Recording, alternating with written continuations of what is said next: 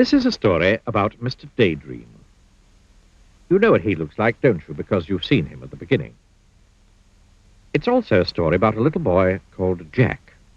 And you don't know what he looks like, so here's a picture of him. Now, Jack was a very well-behaved little boy. He always ate up his lunch, he always went to bed when he was told, he always said please and thank you. But Jack was a daydreamer. Whenever he was supposed to be thinking about something, he found himself thinking about something else. Daydreaming. One day, Jack was at school. He was sitting at his desk, listening to the teacher talking about history. Suddenly, out of the corner of his eye, Jack saw something outside the window on the grass in front of the school. It was a small, cloud-shaped something. Jack couldn't believe his eyes. The figure looked at Jack, looking at him, smiled, and waved. Jack looked at his teacher, who was still talking. Then he got up, quietly, ever so quietly, and slipped out. He crossed the grass to the strange-looking, cloud-shaped figure. "Hello," he said. "Who are you?" "Oh, I'm Mr. Daydream," said the figure. "What's your name?" "Jack," said Jack. I'm going off on an adventure," Mr. Daydream said to Jack. "Would you like to come with me?" "Oh, yes, please," replied Jack. "Very well, then," said Mr. Daydream. And putting two fingers in his mouth, he let out the loudest whistle Jack had ever heard in his whole life. A huge bird swooped down out of the sky and landed beside Jack and Mr. Daydream. "Come on," said Mr. Daydream to Jack, and climbed onto the bird's back. Jack climbed on too. It was really an enormous bird, and there was plenty of room for both of them. "Hold on," said Mr. Daydream. Jack held on, tight. The huge bird flapped its huge wings, and suddenly they were high up in the air. They flew over fields and farms and towns and hills and trees and valleys until they were far, far away from Jack's school. It was very exciting. Mr. Daydream turned to Jack.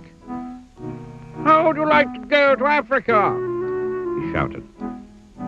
They were traveling so fast now that Jack just nodded his head and held on even tighter. And suddenly, it seemed in no time at all, there below them was Africa. The bird landed in a jungle clearing. Jack and Mr. Daydream climbed off the bird's back. It was very hot. "Come on," said Mr. Daydream to Jack. "Let's go and explore." So off they set, pushing their way through the jungle. Suddenly, in the middle of a clearing, they saw an elephant. "Hello, Mr. Daydream," trumpeted the elephant down its trunk. "Would you like a lift?" "Yes, please," replied Mr. Daydream. And the elephant reached out its trunk, picked him up, and then put him on his back. Then he reached out his trunk again, picked up Jack, and put him on his back. It was very high. The elephant carried them through the jungle until they came to a river.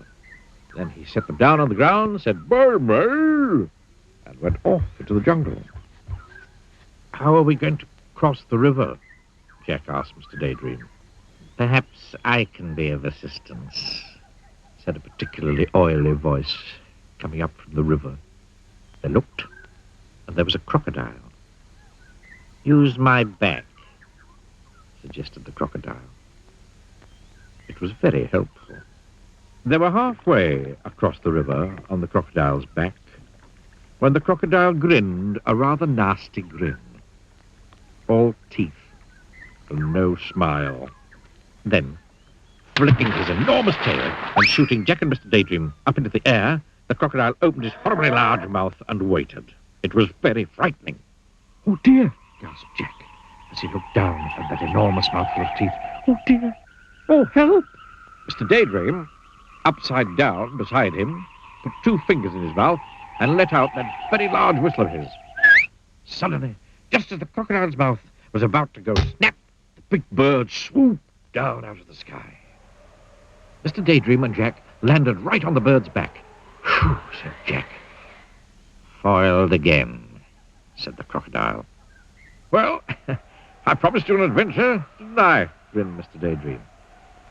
You certainly did, said Jack. And now, said Mr. Daydream, I think we'll go to Australia. They did. And Jack learned to throw a boomerang, so that it always came back to him. Now, said Mr. Daydream, I think we'll go to the North Pole. And they did. And Mr. Daydream fell right up to his middle in a snowdrift. And now, said Mr. Daydream, I think we'll go to the Wild West. And they did. And Mr. Daydream found a huge 10-gallon cowboy hat. The trouble was, when he put it on, he couldn't see out. Jack! He called from underneath the hat. Jack! Jack! Suddenly, Jack realized that it wasn't Mr. Daydream saying his name. It was his teacher. And Jack wasn't in the Wild West. He was sitting at his school desk. Jack, said the teacher again, you've been daydreaming.